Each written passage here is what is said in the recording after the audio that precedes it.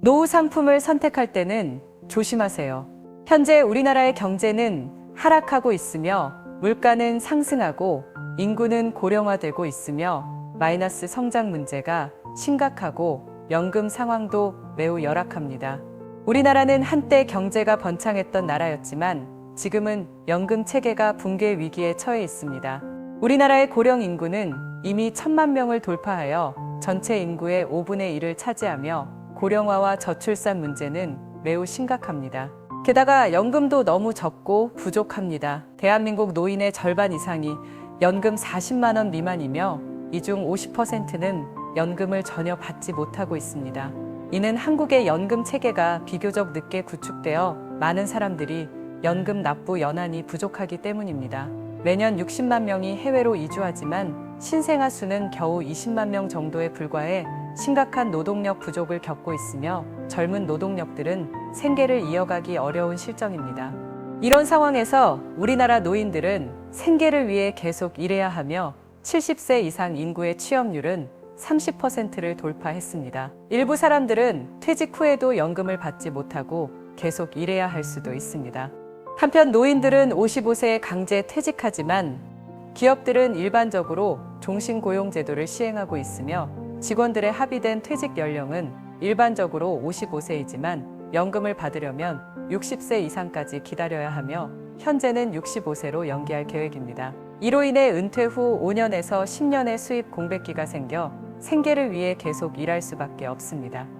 게다가 노동시장에는 연령 차별이 존재하며 50세 이상의 사람들은 젊은이들이 하기 싫어하는 일만 할 수 있습니다. 한편 사회보장연금은 곧 고갈될 예정이며 유치원은 신입생이 줄어드는 반면 평균 수명은 끊임없이 증가하고 있습니다. 지난해 65세 이상 인구가 19%에 달하여 심각한 고령화 사회가 되었습니다. 연금의 투자 상황을 살펴보면 수익률이 가장 높은 종목은 해외 주식으로 미국 기술주의 강세와 원화 약세에 힘입어 수익률 20.47%를 기록했고 국내 주식시장에 투자한 경우 수익률은 8.61%입니다.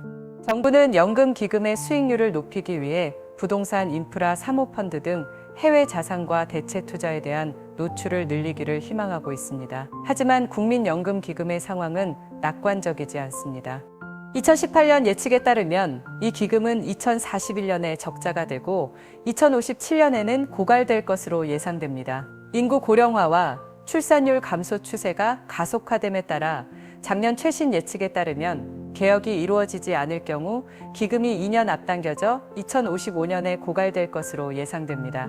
기획재정부에 따르면 정부는 이달 초 연금 개혁 계획을 발표하며 연금 기여율을 9%에서 13%로 연금 대체율을 40%에서 42%로 인상할 계획입니다. 노후 상황은 우리에게 경종을 울렸습니다. 우리는 수동적으로 기다릴 수 없으며 올바른 것을 적극적으로 선택하여 자신이 의지할 수 있도록 해야 합니다.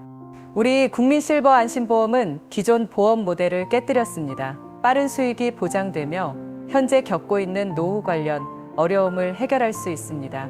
지금 참여하시면 빠르면 다음 달에 수익 보실 수 있습니다.